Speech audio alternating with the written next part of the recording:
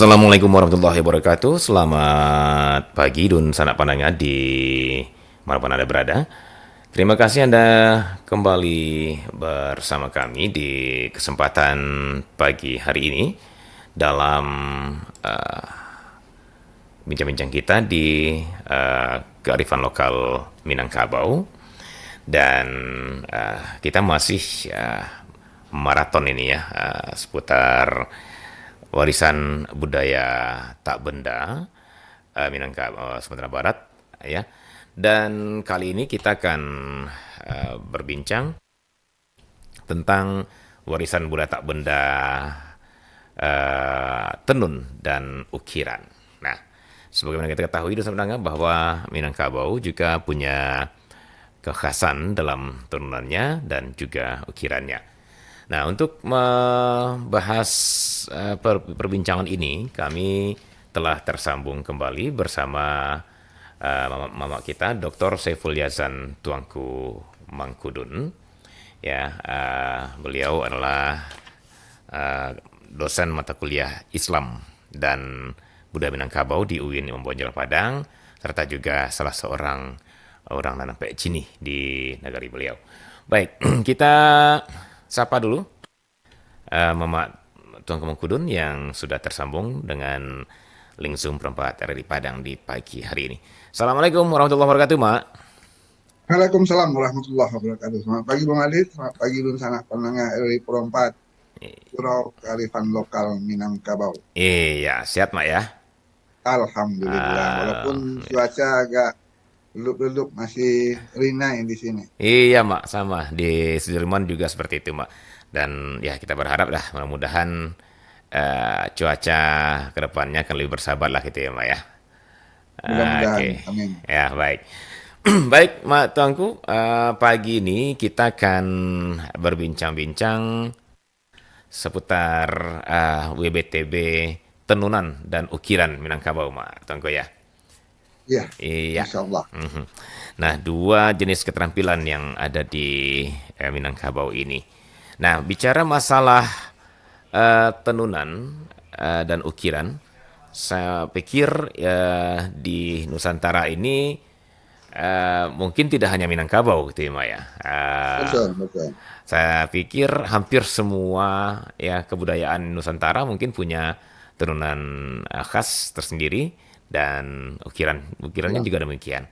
Namun yang akan kita lihat di sini adalah kearifannya yang ada di dalamnya gitu ya, Mak ya. betul. Nah, baik, sebelum kita ke kearifannya, Mak, bagaimana Mak memandang adanya keterampilan tenun dan ukiran di ranah Minang ini dari dulu, Mak? Silakan, Mak Tangku. Baik, terima kasih Bang Adit. Jadi ada dua posisi yang berbeda antara tenunan dengan ukiran. Mhm. Kalau tenunan itu lebih banyak wilayahnya wanita, wilayahnya budokan doang dan para gadis remaja. Mhm.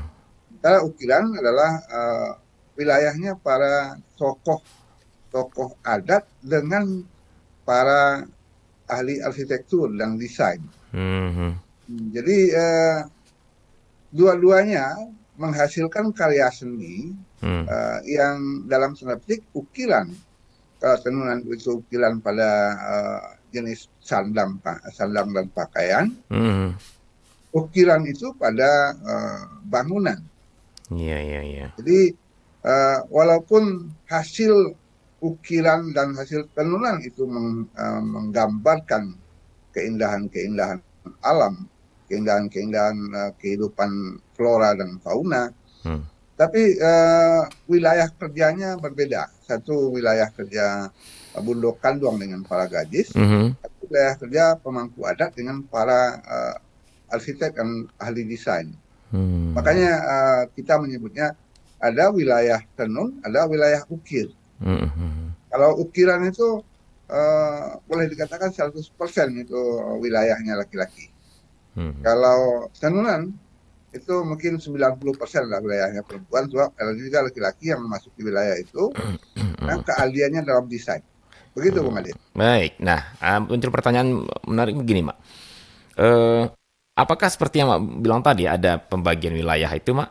Itu Ya, memang kalaulah tidak mutlak tapi pakemnya seperti itu, atau karena apa, Mak? Atau karena kebiasaan saja gitu loh, Mak? Karena kita lihat di daerah-daerah lain gitu ya, rasanya mungkin tidak terlalu jelas batasan itu, Mak. Artinya untuk ukiran, untuk tenunan bisa juga yang laki-laki masuk gitu kan, kan?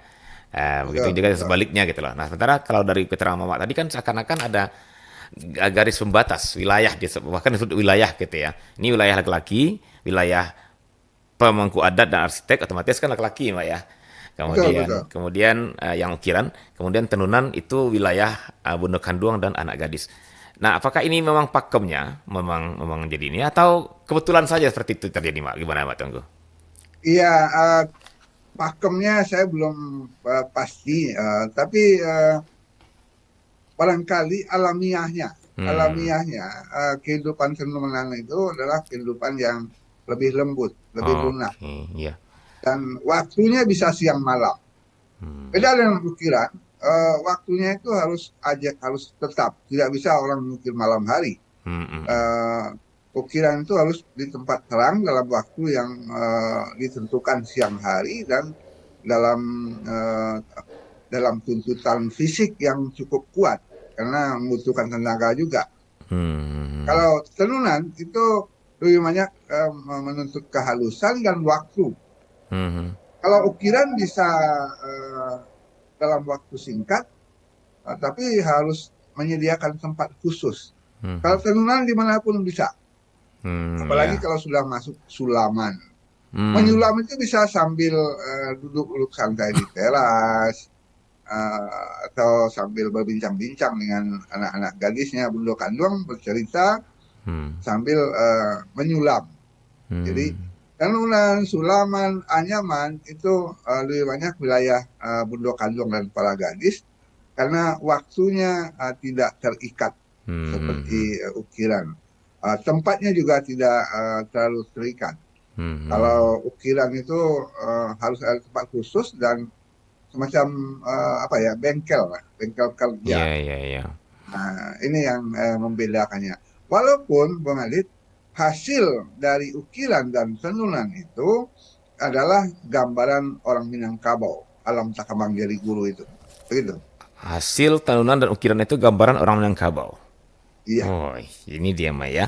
Artinya, apakah Mama ingin mengatakan bahwa sesungguhnya motif-motif yang ada di tenunan dan di ukiran itu terinspirasi dari alam yang perwujudan alam tekaman dari guru itu, Mbak? betul sekali. Jadi motif atau nama-nama ukiran dan tenunan itu berasal dari tumbuhan. Hmm, Ada puluhan, sudah ditemukan sekitar 50 lebih. hmm, Mulai dari aka barayun, ada aka badaun, aka bapilin, hmm, aka sino, aka gagang, buah kalali, buah palau, dan seterusnya. hmm, Itu flora. Kemudian dari faunanya, bagaimana orang Minangkabau memotret alam hewan itu. hmm, Eh, Semua hewan dicatat. hmm, Sampai burung terbang, burung hinggap, burung berpasangan, itu dicatat. hmm, Ayam saja dicatat sekian ukiran. Ayam mencetok daun atau badamu dia galang hmm, lalu, hmm, itiak pulang patang, harimau lalu. hmm, Itu catatan atau potret yang diambil oleh para pemukir dan penenun yang disimpan dalam karya mereka. hmm, Termasuk kehidupan manusia, bagaimana manusia duduk bersanding, itu dibuat ukirannya. hmm, Bagaimana keadaan layang Panginan, bagaimana ketika terjadi pertengkaran Basandiam dulu, Pasangka dulu, itu dibuat ukirannya, hmm, hmm, ada tenunannya. hmm, Nah, hmm. begitu kayanya cara para seniman itu memotret alam yang ada itu, sehingga nama ukirannya kadang-kadang lucu, kadang-kadang menohok atau menggigit begitu, Bung Hadir. Iya, baik. Nah, eh eh, jadi motif dari tenunan dan ukiran itu alam terinspirasi dari alam gitu ya Mak ya. Alam Takambang jadi Seluruhnya kurang dari alam, alam. alam flora, fauna, dan kehidupan manusia, Hmm. termasuk alam fisik. Air saja ada sekian ukiran itu yang menggambarkan air. Air Hmm. bapesong, air pesong mulia, air pesong milia, segala macam itu eh, nama ukirannya. Begitu ya, Mak ya. Nah, kemudian Mak, karena seperti saya bilang tadi Mak, bahwa setiap kebudayaan di Nusantara ini rata-rata dari barat sampai ke timur itu rata-rata punya apa ya seni tenun dan seni ukir ini Mak ya. Seperti kita tahu saja mungkin di daerah utara kalau untuk tenunan mungkin ada ulos itu umpamanya ya Mak ya. Betul. Di apa di Aceh juga ada selempang kalau nggak salah ya untuk apanya Mak ya. Iya. Terus di Minang juga ada songket. Terus juga di Mm, Melayu juga ada songket. Kemudian yang lain-lain sampai ke Jawa dan sampai ke Timur itu jauh ya. ukiran gitu Mbak. Nah, yang jadi pertanyaan saya gini Mbak, apakah masing-masing tenunan itu mempunyai karakter tersendiri kah? Dan kita tidak akan bahas tenunan daerah lain tentunya bukan wilayah kita, tapi untuk Minangkabau sendiri, apakah Mama melihat ada sebuah karakteristik tersendiri juga untuk tenunan dan ukiran ini, Mak? Tuanku gimana, Mak? Iya, kita mulai dari ukiran karena Hmm, para senimannya lebih eh, dalam hmm, galiannya pada ukiran itu hmm, karena mereka menghasilkan banyak sekali motif, lebih 200 motif yang sudah ditemukan para peneliti. Nah, eh, ada kekhasan yang pertama itu kekhasan wilayah. oke. Okay. Karena ukiran Pandai Sike beda dengan ukiran Silungkang, beda ukiran Lima Pulau Koso. Ya, ya, ya. Ada kekhasannya dan ada beberapa ukiran khas daerah tertentu. Sama saja dengan tenunan. Hmm, hmm, Tenunan Pandai Sike ada motifnya yang berbeda dengan tenunan Silungkang atau sulam Nareh dengan sulam Bonangomeh dari apa Ayah Bagi itu berbeda. Jadi motifnya membedakan dan mencirikan daerah tertentu atau nagari tertentu. Maka ada sulam Nareh, ada sulam Bonangomeh dari Ayah Bagi, ada sulam Koto Godang dari Payakumbuh. Kemudian yang sudah tercatat saja hmm. di WBTB itu ada 7 tenunan Oh dan iya. sulaman. Yang apa aja tuh, Mak? 7 tenunan yang paling duluan muncul itu memang Pandai Sike. Panesike, ya. Ya, dicatat tahun 2014 dalam WBTB Songket Pandai Sike. Hmm, Jadi yang dicatat sebagai WBTB-nya itu songketnya, songketnya ya, nah, songket bukan tenunannya, songketnya. Pandai Sike, ya. Kemudian 5 tahun kemudian songket Silungkang diajukan, dicatat sebagai WBTB nasional. 2019 ya. 2019, 5 tahun kemudian. 2021 tenunan Kubang, Kubang ini dari 50 kota. Hmm, hmm. Tenunan. 2022 dari Ayah Bangi, Sulam Bonangome. Nah, ini khas daerah Pasaman Barat bagian utara itu, batas antara Minangkabau dengan Tapanuli. Sulam Bonangome itu menandingi ulosnya dari Tapanuli. Oh gitu ya, ya, ya. Kemudian tahun 2022 juga ada Tenun Kotokodang dari Payakumbuh. Lalu kemudian Anyaman Mansiang, ini dari 50 kota juga. 2023 Sulaman Nareh. Nareh ini sudah ke mancanegara ini. Hmm, Di Pariaman dan sekitarnya itu Sulaman Nareh itu dari Bundo Kandong dan para gadis itu sudah dikejar oleh para wisatawan dari mancanegara, terutama Malaysia, Thailand, dan Brunei Darussalam. Mereka suka sekali Sulaman Nareh ini. Kenapa? Warnanya itu sangat bagus. Begitu Bung Alit. Jadi yang tercatat, nah ini sayangnya ini, yang tercatat sebagai WBTB baru wilayahnya perempuan, wilayahnya Bundo Kandung dan para gadis, mulai dari Songket, Tenun, Sulam, sampai Anyaman. ya, ya, ya. Belum satu pun WBTB ukiran yang Iya, iya, iya, iya. masuk catatan nasional. Walaupun semua orang tahu ukiran wilayah laki-laki dan pemangku adat itu adalah simpanan Kato Pusako. Begitu Bang Ade. Baik, baik, baik. Mama selalu menyisakan di ujung statementnya itu gantungan gitu. Simpanan kata pusako lagi-lagi ke sana hari Mak ya. Sementara itu belum Ya, dicatat, belum diakui. Tapi nanti kita ke sana Mak. Saya pengen lihat dulu. Gini Mak. Jadi ada songket pandai sike. Disebut songket nih Mak ya. betul. Bukan turunan, Bukan sulamanya. bukan sulaman. Eh, Kemudian jadi selungkang. songketnya, jadi bentuk sudah jadinya yang dijadikan WBTB. Iya, iya, iya. Nah, Mak, kita pengen mendudukkan ini, Mak. Ya, kita juga tahu bahwa Melayu punya songket gitu loh. Iya Betul. kan? Minang juga ada songket. Nah, ini Betul. kita tidak ingin cari tahu siapa yang awal dan siapa yang kemudiannya, atau mainan dulu kemudian, tapi bagaimana kita membedakannya pada akhirnya, Mak, antara songket Minangkabau, artinya ketika kita sampai di luar kita lihat ini songket Minangkabau nih. Ini songket Melayu Ya, nih. Ya, atau memang sama antara songket Melayu dengan Minangkabau. Gimana, Mak, sebenarnya? Karena ini disebutkan songket gitu ya, Mak ya. ya. Dasar kainnya kemungkinan bisa saling mengisi, saling berganti ya. Tapi sebelumnya, Tapi Mak, ada kita perjelas dulu, apakah sama songket Minangkabau dengan Melayu? beda, Sama. ada perbedaan Ada antara perbedaan. motif, Ah. fungsi dan barangkali gezah atau posisinya dalam adat. Oh, iya, iya, iya. Oke. Jadi ada motif, ada fungsinya, Hmm. ada posisinya dalam adat. Oh, gitu ya. Itu yang bedakan. Kalau dalam songket suku bangsa lain, uh, motifnya itu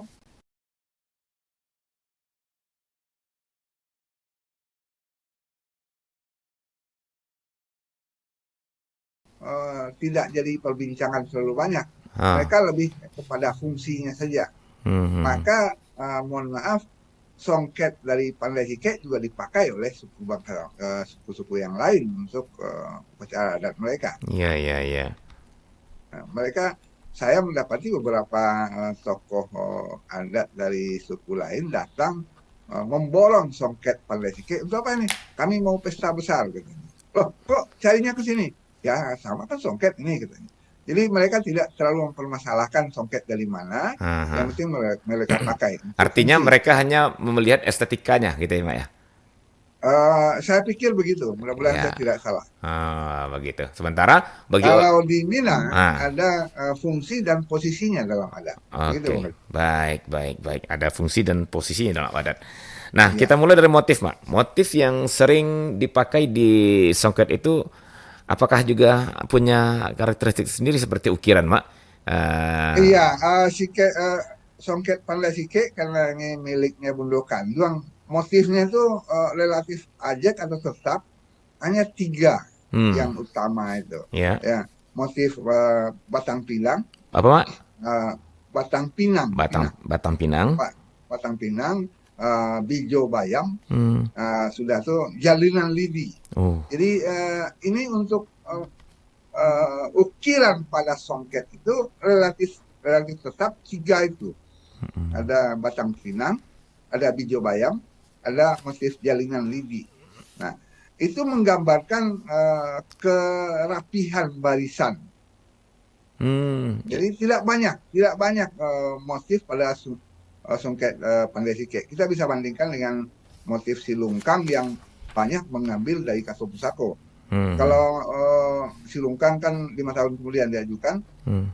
Kalau songket silungkang itu mengambil banyak sekali ukiran Kaso Pusako. Ada istiak pulang patang, ada ular Hmm. gerang yang jadi motif pada songket silungkang. Oh. Songket Pandai Sike berbeda.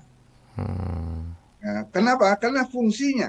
Oke. Fungsi songket Pandai Sike itu untuk selendang bagi Bundokan doang, dan paling banyak untuk pendamping baju atau lapis terluar dari baju dari Bundokan doang itu. Maka Hmm. motifnya tidak banyak-banyak, tidak ramai. Hmm. Kalau ramai nanti barisannya jadi lucu. Iya, iya, iya. Maka relatif tetap sehingga barisan itu terlihat seragam rapi. Iya, iya, iya. Karena dia mau dipakai untuk baju gitu ya, Mak ya. Yang di luar baju Di luar, justru, ya, yang paling luar, paling luar ya, salempang, salendangnya itu. salendang ya. Oh, itu. Itu Mm-mm. untuk songket Pansike. Pandai Sike, Oke. iya. Kemudian songket silungkang itu bisa dipakai untuk banyak hal, bisa bahkan digunting jadi baju, bahkan bisa dipakai untuk kulak atau untuk kepala bagi ibu-ibu. Hmm, hmm, hmm. Akan ada songket silungkang itu yang bisa dipakai untuk pakaian laki-laki, baju laki-laki, Hmm, hmm. atau sarungnya laki-laki.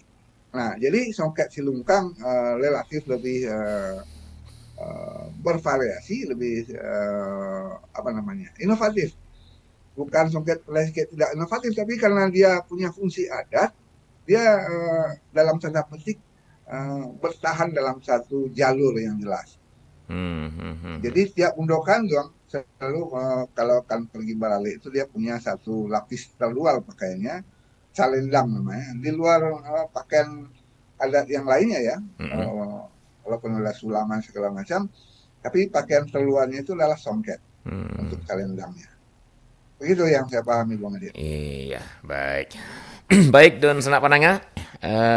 Ketika di awal tadi saya berpikir kita hanya akan bicara masalah sebuah produk kerajinan gitu ya. Tapi ternyata ketika kita gali Don Senak Pananga, begitu banyak kearifan-kearifan, begitu banyak karakter-karakter Minangkabau yang terungkap dari dua produk kerajinan itu, yaitu tenunan dan ukiran.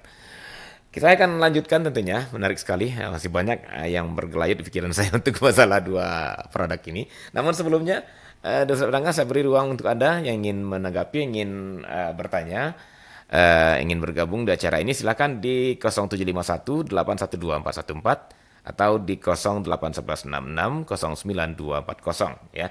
Bagi yang baru bergabung ya 812 414 dan 081166 09240 ya. Baik, sembari menunggu jika ada yang ingin bergabung, kami lanjutkan terus perbincangan kita karena ini menarik sekali ini ya tentang kearifan lokal. Nah, titik berat kita di sana di balik tenunan dan ukiran Minangkabau. Mak, Oh ya, barangkali karena dikatakan songket, hmm. harus ada yang kita bicarakan tentang warnanya. Oke, baik. Warna. Ya, silakan, Mak.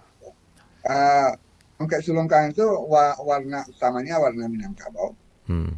merah, kuning, dan hitam. Hmm. Warna dasarnya. Ya, Ya, iya, iya. ya warna kuning itu tentang keagungan, ketenaran, kemudian warna merah tentang keberanian dan kesanggupan menghadapi hidup, warna Hmm. hitam untuk keabadian atau kesabaran. Nah, Hmm. tiga warna itu yang menjadi dasar songket Pandai Sike.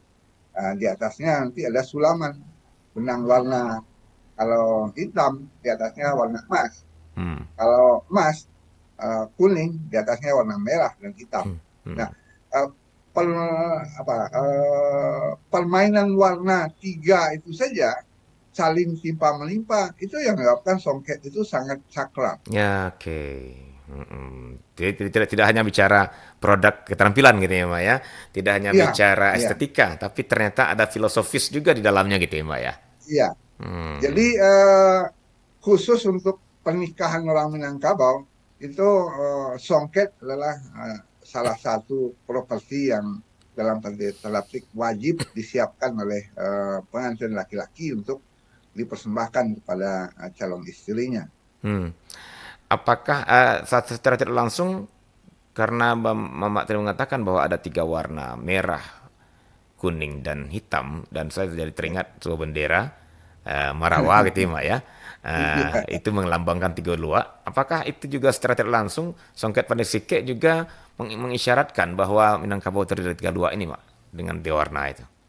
Atau iya, tiga warna itu kan warna dasar yang dimiliki oleh orang Minangkabau yang konon diambil dari tiga benua, benua Luhur, benua Lipang, dan benua oh, Pacu, Pulau Pacu ini. oh Nah, gitu.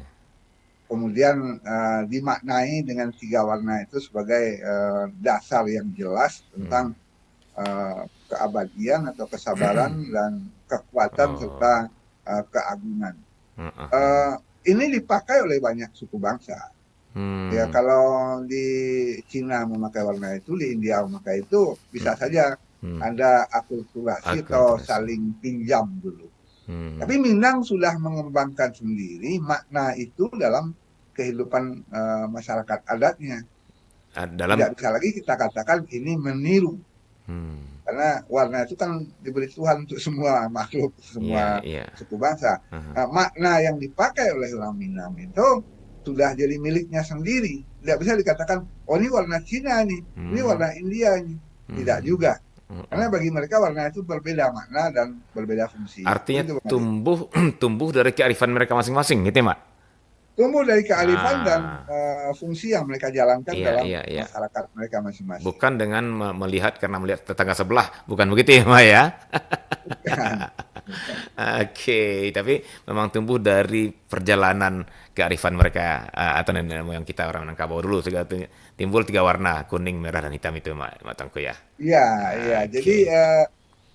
masing-masing sudah mengembangkan sendiri pemahamannya dan filosofi terhadap warna itu. Baik. Nah, Eh, iya, oke, Mak. Karena saling tertariknya ini saya jadi potong-potong nih, Mak. Nah, yang jadi pertanyaan juga, Mak. Kenapa hanya dua daerah ini, Mak? Ini di Sumatera Barat. Padahal, kalau Songket memang dua daerah ini yang paling produktif. oke, Nah, artinya, barangkali, iya, barangkali kita bisa melihat kondisi alamnya, Bung Adi. hmm, Kalau mirip ya. Silungkang itu kan dikurung oleh bukit barisan Perbukitan, betul, batu terjal, betul, betul. sehingga waktu mereka bertani itu terbatas. Hmm, hmm, hmm, Waktunya panjang untuk berada di rumah. Maka Bunda Kandung dan para gadisnya punya banyak waktu untuk bertenun. gitu ya. Kemudian Pandai Sike di lereng gunung Hmm, hmm, dan yang bisa tumbuh cuma palawija. hmm, hmm, Palawija itu waktu senggangnya juga banyak sekali. Setelah ditanam sampai panen walaupun 2 bulan, 3 bulan itu waktu tunggunya di rumah banyak. ya, ya, ya. Nah, inilah yang mendorong barangkali kehidupan dua negari itu aktif Oke. menghasilkan kreasi Songket ini, Hmm, hmm, Silungkang dan Pandai Sike, iya, iya, iya, iya, iya. gitu. Berbeda dengan daerah lainnya, apalagi contoh agama banyak ya, daerah betul terbuka, terhampar. Jadi waktu bertaninya lebih banyak, barangkali gitu ya, Mbak ya. Sehingga Waktunya sepanjang tahun, ya sepanjang tahun. waktunya tidak terbatas Iya, sehingga iya, iya. kreasi itu agak terbatas pada Mundukan Duang. Baik, baik, baik. Baik. Selamat pendengar, kembali kami tunggu bagi Anda yang ingin mencoba bergabung, ya mungkin ada yang terpikir-pikir juga selama ini tentang songket, tentang tenunan, ya. Ya, baik. Di 08166092240 kita coba terima. Halo, Assalamualaikum warahmatullahi wabarakatuh. Assalamualaikum Bang Ade. Yo. Kami dari Pariaman Nareh. Sulaman Artinya, Nareh kan ada tuh mengecek tadi kan. Ya, ya, ya. ya, Sulaman kami Sulan Nareh. Aha. Awak dari Kete sampai Gadang Manjai Salendang Bajai. Kapal iya, Same iya. namoe. Kepala Sami. Iya, Ayo kapal Same Kapal na baru Same. tu am. Mhm. Ala Iya, betul. 33 mua kini ko madaku Manjai. Dua baru masih Alhamdulillah. ado baru. Iya, iya. Masih ado Alhamdulillah. curang bakanda baru. Iya, iya, iya. Awak tapi kan Sulaman itu kan di Nareh. Awak Ya. tinggal awak Jepang apa? Oh, si apa? Ayo. Badit itu Ya. Putri Tanjung kok. Oh, Putri Tanjuang. Oh, Ya, ya, ya. Bundo Oke. Putri Tanjuang. Ayo. Ya. Tapi Terima kita kasih, ada Bundo. buat tadi kan, Ah. dan sampai ke Brunei bagai kan, satu Iya. bagai itu dari Banang perlu peniti juga, baju Iya. nadaro. Ah. Ya, Tadi badaro tu nyo, anu dinyo tu maniak-maniak. Adu dia masalah peneti, adu dia maniak-maniak. ya. Terima kasih ada tu. Oke. Terima kasih, Bundo. Bundo Putri Tanjuang ya. Putri Alhamdulillah. Tanjuang. Alhamdulillah. Dapat masukan kita ya, Mak. Iya, Sulaman Nareh itu seperti saya katakan tadi itu sudah dikenal puluhan, mungkin sudah 100 tahun lebih oleh mancanegara. Iya, iya, iya. Ya, Bundo Kanduang dan para gadis wilayah Pariaman itu kenal semua itu kegiatan itu. Iya, iya, benar-benar. Waktu mereka banyak di rumah ketika para laki-laki turun ke laut atau pergi ke sawah ke ladang. Artinya mereka berkumpul itu sekaligus untuk saling menjaga karena alam ini kan tidak selalu tenang. Maka Hmm. berkumpulnya ibu-ibu dengan kegiatan produktif itulah yang menyebabkan karya itu bertahan. Ya, ya, ya, ya, ya, baik. Ya kalau dalam bahasa sindiran, ibu-ibu kalau berkumpul itu hendak mencari kutu, hendak mauta. Tapi di Nare atau di Pariaman tidak. Mereka Iya. menghasilkan karya yang Eh, fenomenal dikenal dunia. Iya, betul betul. Dan memang itu barangkali Mak ketika ada pesta perkawinan umpamanya, karena saya juga sering ke Pariaman gitu kan.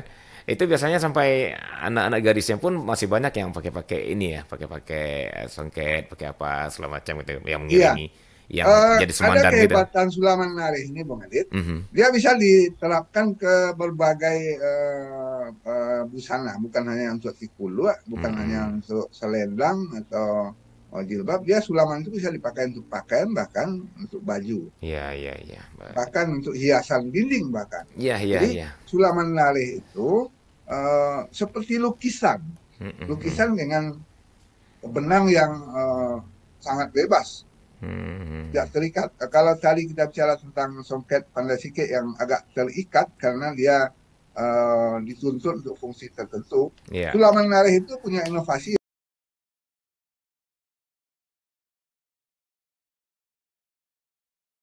yang luar biasa sekarang. Mhm. Tapi sejak dulu sudah begitu. Warnanya sangat luar biasa, sangat kreatif. Iya, iya, iya. Baik, baik, baik. Nah, eh baik, kembali saya buka line telepon bagi dosen penanya yang lainnya. Dari Ibu Ibu Putri Tanjung, dari Putri Tanjung nih dari Simpang Apa, dari Nareh ya. Eh, sudah mengeksplor, sudah menyampaikan tentang bagaimana tentang tenunan Nareh ya, Mak ya istilahnya ya, Mak ya. Sulaman Nareh ya, Mak ya. Sulaman Nareh ya. Sulaman, Sulaman, Sulaman Nareh ya. Nah, bagaimana Sulaman mungkin Nareh. dan sanak Ya, pandangan yang lain?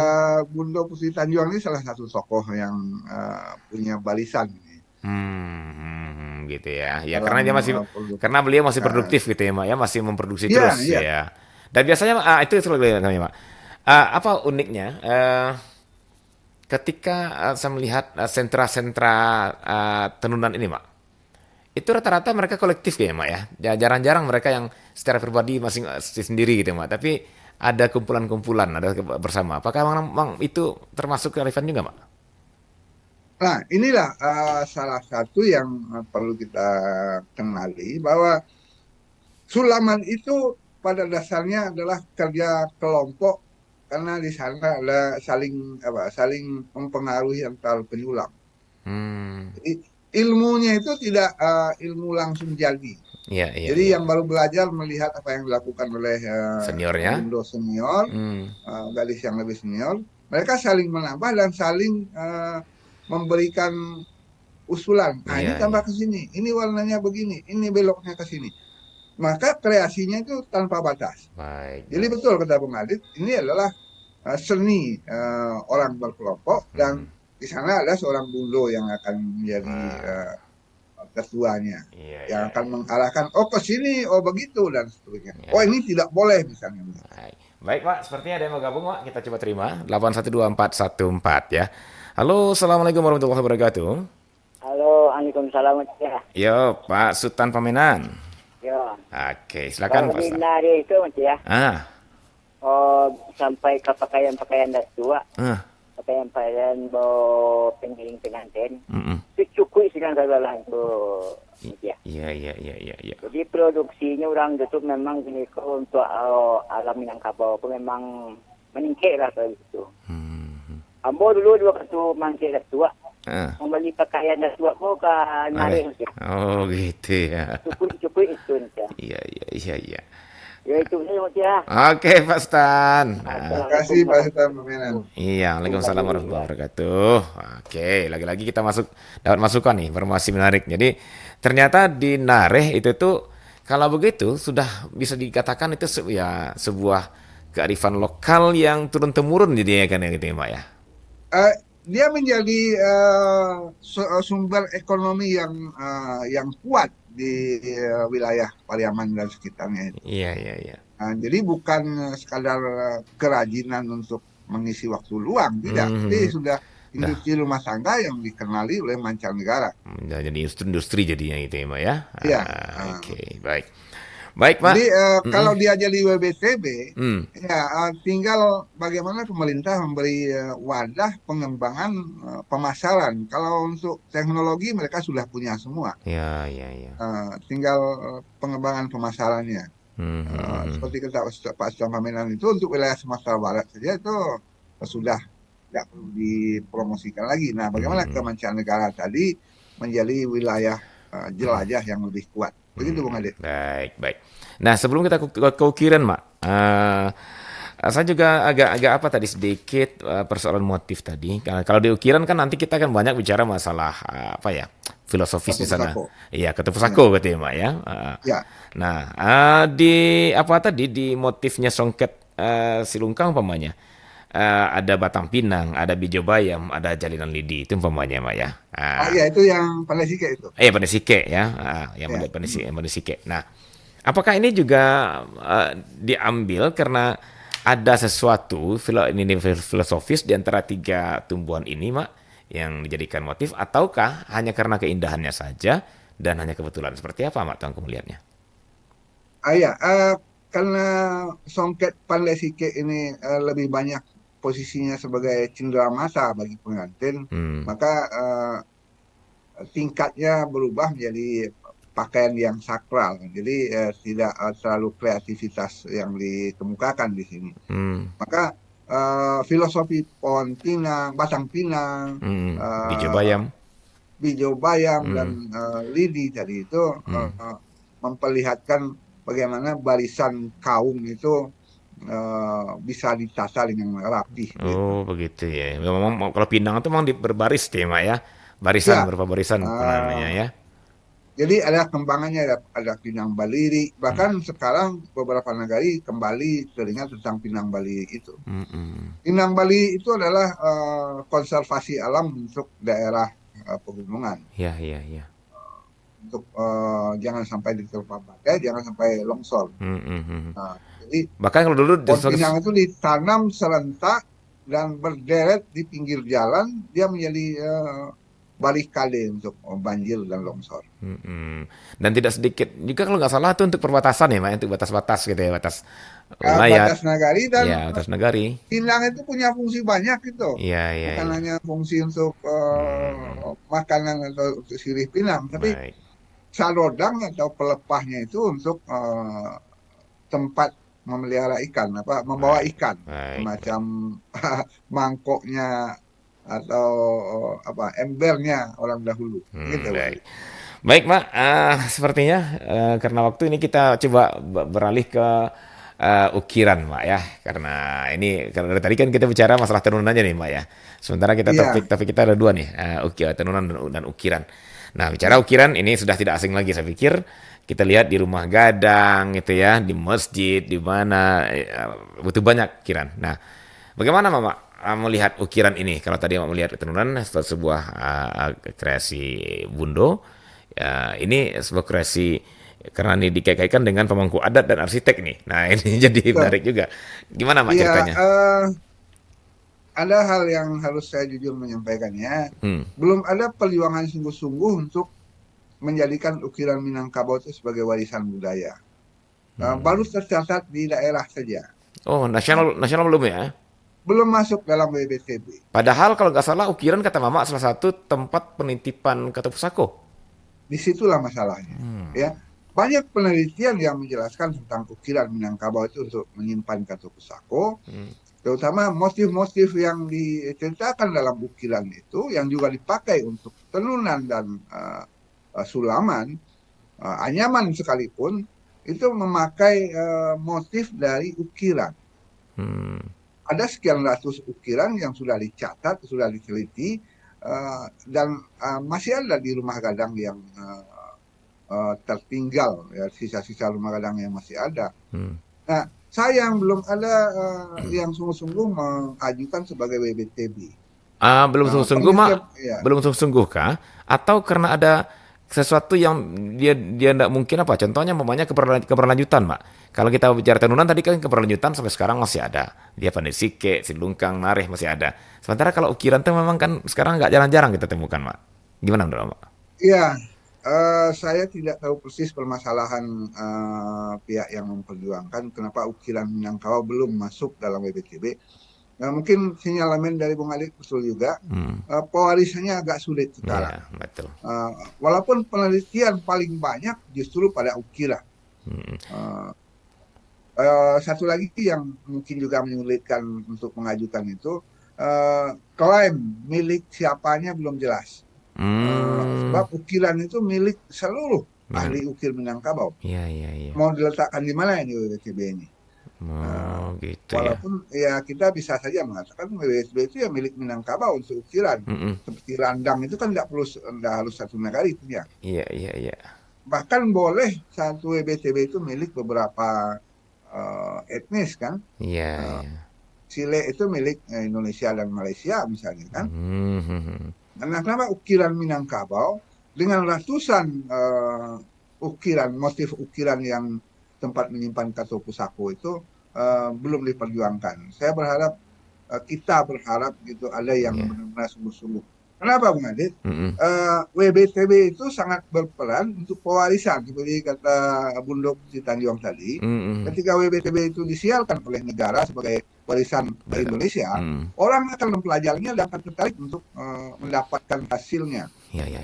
Jadi ada peran pengembangan dan pemajuan dari objek WBCB itu seperti perintah undang-undang pemajuan kebudayaan. Nah, kalau ukiran Minangkabau ini belum sempat juga diajukan, lama-lama dia hanya jadi catatan para peneliti dan tersimpan di museum. Tidak menjadi sumber penghidupan seperti yang diceritakan tentang Songket Panglesike atau Sulaman Nareh tadi. Nah, itu yang belum terjadi. Begitu, Mbak Dit? Iya, dan yang paling ironisnya sebenarnya kalau itu Mak hal adalah karena ini kata pusako, gitu ya Mak ya. Bukan hanya produk budayaan, tapi tempat menitipkan kata pusako. Nah ini apakah itu yang lebih krusial kalau Mak itu harus diperjuangkan? Gimana Mak? Iya, sebagai pemangku adat saya memang sedih ketika ukiran-ukiran rumah gadang itu tidak lagi dipahami oleh orang yang melihat. Oke. Itu satu. Yang kedua, tidak ada lagi yang mewarisi cara pembuatannya. Jangankan maknanya, membuatnya saja orang tidak ada lagi. Tidak ada yang mewarisi. Beruntunglah Bundok Putri Tanjung tadi punya barisan generasi muda, gadis-gadis yang masih mau belajar tenunan Sulaman Nareh itu. Tapi siapa sekarang generasi muda yang mau berjibaku belajar ukiran Minangkabau? Padahal kalau bicara outcome gitu ya, tidak hanya income, bahkan kalau bicara income pun lah umpamanya, antara ukiran juga seperti tenunan saya pikir gitu ya Mak ya, bakal ada nilai tertentu untuk dihargai orang, kan gitu ya Mak, ketika itu betul-betul dimasifkan. Jelas. Ya. Ketika itu dicatat sebagai warisan budaya tak benda dan menjadi sesuatu yang bernilai bagi kebudayaan, tentu masyarakat akan mengapresiasi dan menghargai. Baik. Oke Mak, kita coba lihat Mak, beda ukiran Ramah Minang. Nah, seperti dia juga ada tenunan tadi. Apa kita mencoba menginterpretasikan ukiran Minangkabau ini bedanya dengan ukiran lainnya seperti apa Mak? Silakan. Baik, kita mulai dari beberapa contoh misalnya motif. Motif pada mudia itu untuk wilayah ukiran untuk jadi list pinggiran papan atau dinding atau almari. Pada mudia itu adalah gambaran bagaimana rapihnya barisan para dubalang adat. Dubalang ya. Dubalang adat. Nah, pada mudia ketika mereka berbaris dan gerak silatnya terlihat dalam ukiran yang sederhana itu. Nah, kemudian lanjutan daripada mudia itu adalah kudo manipak, ukiran yang hampir mirip, tapi terlihat ada tendangan kaki kuda. Ini tentang kekuatan. Nah, jadi untuk barisan ukiran pinggir satu benda, pintu atau almari, ada pada mudia, ada kudo manipak, ada buah palu patah, itu semua menggambarkan kekuatan barisan penjaga nagari, ampang limo atau paling nagari. Ukiran itu adalah di pinggir atau membingkai sebuah pintu, sebuah jendela atau sebuah dinding. Apakah karena maknanya ditaruh di pinggir? Apakah itu karena kearifannya penjaga nagari tadi? Betul, di sana posisinya. Iya. Jadi satu ukiran yang terlihat sederhana untuk pinggir meja, pinggir jendela atau pinggir pintu. Nah, apakah itu badang mulia atau kudo menyipak, itu memperlihatkan kekuatan barisan penjaga nagari. Sehingga dia masuk ke dalam yang lebih intinya seperti yang sudah sangat kita kenal tentang posisi seorang nenek mama, tentang kalau paku. Iya. Itu isinya di dalam itu. Atau tentang Bundo Kanjuang, ukiran Limpape. Itu di dalam, tidak di pinggir dia. Jadi di pinggiran jendela itu ada barisan Padan Nagari dengan ukiran-ukiran yang menjelaskan itu tadi, Badamu dia, Pulang Patang, Pudong Manyipak, dan Tadu Menyasok Bungo itu untuk bingkai di pinggir kira. Kemudian di tengahnya ada Limpape. Limpape itu gambaran Bundo Kanjuang, kemudian ada Kaluak Paku, gambaran seorang penghulu. Nah, yang begini adalah tempat mewariskan Katu Pusoko, mewariskan ajaran Minangkabau. Begitu rapinya mereka menyusun ya, Maya. Artinya suatu negari itu akan dibingkai, akan dikawal, akan dijaga oleh Badamudia, Kudo Menyipak dan sebagainya yang Lubalang itu. Maka mereka melingkari negari. Di dalam negari itulah nanti para nenek mama dengan dengan apa istilahnya, dengan pucuk paku kacang lindiannya maknya, dengan kandong dan papenya. Begitu rapinya mereka menyusun itu, apa tidak di ini yang di pinggir sembarang taruh. Jadi memang ternyata ya literasi semua di sana ya, Maya. Iya, ini sudah menjadi pengetahuan sebagian besar guru adat, pemangku adat. Sudah menjadi pengetahuan para arsitek-arsitek. Cuma yang belum itu pewarisannya atau melanjutkan yang menjadi karya yang warisan yang akan diwariskan, warisan budaya tak. Kita berharap ada tokoh-tokoh terutama dari fakultas-fakultas seni lukis dan seni kriya di Padang Panjang atau di UNP atau di UNAM sendiri pun ada jurusan-jurusan yang pelajari ini. Kita perlu perjuangan untuk pewarisan ini bukan hanya dalam catatan, bukan hanya di lembar laporan penelitian para peneliti, tapi juga pada wilayah masyarakat seperti yang terjadi dengan sulaman narih yang dilakukan oleh Bundo Putri Tanjung tadi. Kita berharap ada kalau pengukir terakhir yang sempat saya kenal itu di Pandai Sike, beliau Chan Kumar Chan. Nah, itu sudah tidak ada lagi pewarisnya, tidak ada murid beliau yang melanjutkan untuk bekerja ukiran. Nah, siapa yang akan mewarisi ini kalau hanya dalam bentuk laporan penelitian, kecuali kalau kita mau menjadikannya warisan budaya tak benda nasional yang menjadi kekayaan masyarakat. Itu harapan kita. Benar sekali, Pak Tengku. Jadi artinya Pak, artinya seperti kita ketahui bahwa minimal kalau umpamanya saya jadi terpikir bagaimana kalau seandainya ini masuk, ya kalaupun nggak masuk kurikulum umpamanya gitu ya, mungkin ekstrakurikuler umpamanya gitu ya Pak ya, minimal sampai tingkat pengenalan siswa sekolah itu kenal, oh ini loh yang ukiran Minangkabau gitu ya Pak ya, ini loh yang Badamudia, ini yang Kudo Menyipak, ini yang Limpape Rumah Gadang, ini yang semacam itu. Nah tapi kalau tidak mereka namanya dia nggak kenal, bentuknya nggak tahu kan susah sih gitu ya Pak ya. Jadi mungkin yang mengharapkan tadi barangkali ya perlu effort yang lebih ini ya Pak ya untuk diperjuangkan. Iya, mudah-mudahan ada yang mendengar di antara tokoh pengambil kebijakan untuk kita bicara tentang warisan budaya tak benda yang bahkan dicatat secara nasional pun belum. Padahal inilah yang berisi literasi adat itu. Iya. Kita bersyukur ada barisan Bundo Kanjuang yang tetap mewariskan berbagai sulaman, nyaman, songket segala macam. Iya, tapi jangan hanya mengandalkan yang itu. Masih ada wilayah besar yang perlu kita wariskan yang namanya ukiran. Itu Baik, Mak, sepertinya tanpa kita sadari kita sampai penghujung waktu dan ini suasana sudah sedikit melankolis ini ya. Saya melihat Mama agak sedikit apa dalam bicara ini. Saya terharu ketika Bundo Kanjuang dengan para galis mudanya berhasil melanjutkan kekayaan barisan budaya tak benda, sulaman, anyaman, songket. Justru pada barisan laki-laki, para pemangku adat dan para arsitek seperti kehilangan tongkat estafetnya. Tongkatnya ada, tapi yang akan melanjutkan membawanya yang belum terlihat. Barangkali ya perlu ya seperti kita tadi effort yang ekstra lah ya Mak ya untuk. Sebelum saya lupa Mak. Ya, tentu saja pemerintah daerah bisa berperan ketika ukiran itu digunakan untuk kepentingan pembangunan sarana dan prasarana. Maka akan menumbuhkan orang yang akan mengukir. Betul. Gitu Bang Ade. Baik, Mak Tengku, menarik sekali perbincangan kita Mak, dan apapun kondisinya ya kita berharap tentunya ini akan menjadi lebih baik depannya, tidak saja untuk ulu sulaman tapi juga untuk ukiran, karena bagaimanapun ini dua sebuah keterampilan produk budaya Minangkabau yang sesungguhnya tidak hanya punya nilai estetika tapi juga punya nilai-nilai filosofis yang dalam, apalagi itu ukiran ya Mak ya, karena itu merupakan penyimpan Katu Pusako. Ini nggak bisa kita biarkan sesungguhnya, karena disinilah Katu Pusako dititipkan gitu ya Mak Tengku. Oke, baik Mak, sebelum berpisah barangkali 1-2 menit Mak untuk closing statement, silakan Mak Tengku. Baik, terima kasih.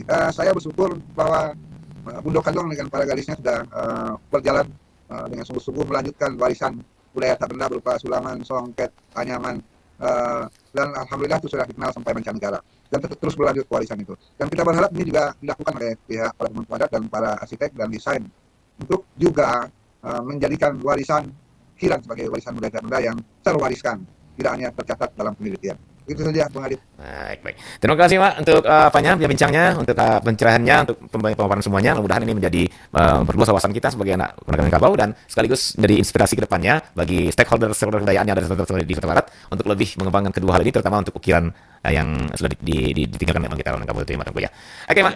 Sampai jumpa, Pak. Insyaallah akan datang dengan BPTB yang lebih yang lebih banyak lagi. Kemudian juga tetap sehat, Pak ya. Tetap kita ketemu di Surau Kalimantan kali ini. Oke, assalamualaikum warahmatullahi wabarakatuh, Pak.